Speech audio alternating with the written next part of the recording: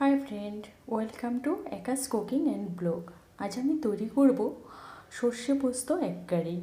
কারণ একঘেয়েমি এককারি থেকে এটা একটু অন্যরকম আর খেতেও বেশ সুস্বাদু। আপনারাও একবার এভাবে ট্রাই করে দেখবেন, খেতেও অসাধারণ লাগে। এখানে আমি নিয়েছি একটা বড় টমেটো কুচি, আর নিয়েছি পেঁয়াজ আর কাঁচা লঙ্কা। পেঁয়াজটাকে আমি একটু কুচিয়ে নিয়েছি আর কাঁচা লঙ্কাটা গোটা রেখেছি। এখানে নিয়েছি 1 চা চামচ গোটা সর্ষে, আর নিয়েছি আমি এখানে 1.5 চা চামচ গোটা পোস্ত। কারণ আমি সর্ষে, পোস্ত, টমেটো, পেঁয়াজ আর কাঁচা লঙ্কা একসাথে পেস্ট করে নেব। এবার আমি এখানে একটা কড়াতে 2 টেবিল চামচ দিয়েছি সর্ষের তেল। তেলটাকে আমি একটু গরম করে নিয়েছি। এবার ওর মধ্যে দিয়ে দিয়েছি আমি নুন, কেননা এখানে আমি ডিমগুলোকে ভেজে নেব, আর ডিমগুলো আমি আগেই সেদ্ধ করে নিয়েছি। আর এখানে আমি কোনো হলুদ ব্যবহার করব না। ডিমগুলো দিয়ে আমি হালকা ভেজে নেব। এখানে ডিমগুলোকে কড়া করে ভাজা যাবে না। ডিমগুলো ভাজা হয়ে গেছে। এবার আমি তুলে নিচ্ছি ডিমগুলোকে।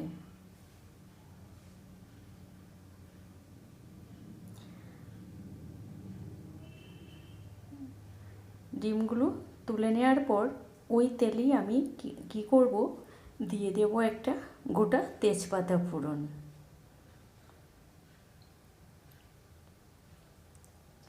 গোটা তেজপাতা ফোড়ন দিয়ে একটু নেড়ে দেব, কারণ এর থেকে একটা সুন্দর ফ্লেভার বেরোবে।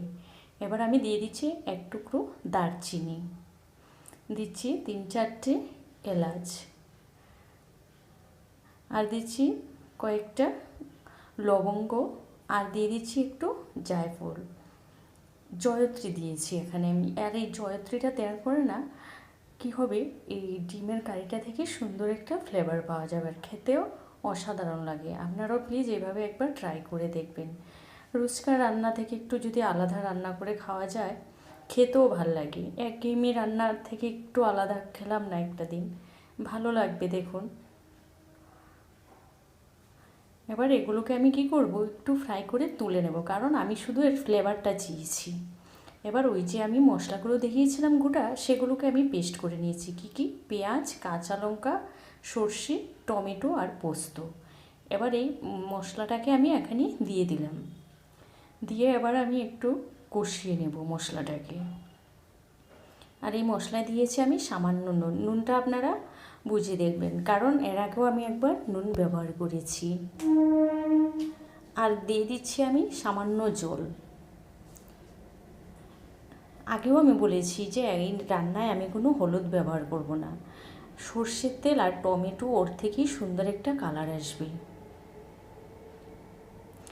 মশলাটাকে আমি 5 মিনিটের মতো কষিয়ে নিয়েছি। কষিয়ে নেওয়ার পর কি হলো, মশলা থেকে তেল ছেড়ে দিয়েছে। কারণ তেল ছেড়ে দেওয়া মানে হলো কি, মশলাটা পুরোপুরি কষানো হয়ে গেছে। এবার আমি ভেজে রাখা ডিমগুলো মশলার মধ্যে দিয়ে দিলাম। ডিমগুলোকে দিয়ে আমি আরও 2 মিনিটের মতো ডিমগুলোকে কষিয়ে নেব। ডিমগুলো কষিয়ে নেওয়ার পর এবার আমি ওর মধ্যে কি করব, গরম জল দেব। অবশ্যই রান্নায় আপনারা গরম জল ব্যবহার করবেন, তাহলে খেতেও খুব টেস্ট হয়। আমি সবসময় রান্নায় গরম জল ব্যবহার করি।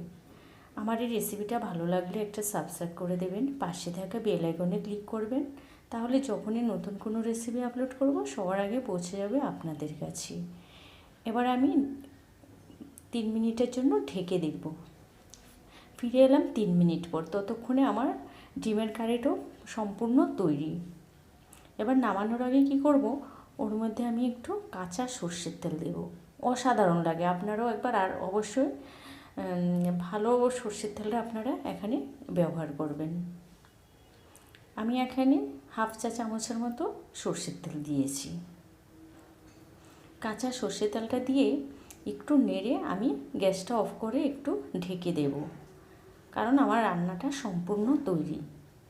দেখলেন তো কত তাড়াতাড়ি অল্প সময়ে কী সুন্দর একটা রেসিপি তৈরি হয়ে গেল। তাহলে আপনারাও একবার ট্রাই করবেন। এবার আমি গ্যাসটা অফ করে দিয়ে 1 মিনিটের মতো ঢেকে রাখবো।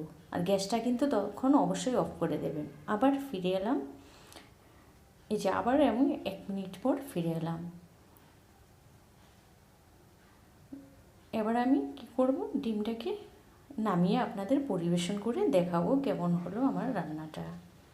ভালো থাকুন, সুস্থ থাকুন, টাটা। আবারও দেখা হবে নতুন কোনো রেসিপির সাথে। সবাই সুস্থ থাকুন এই কামনা করি। টাটা।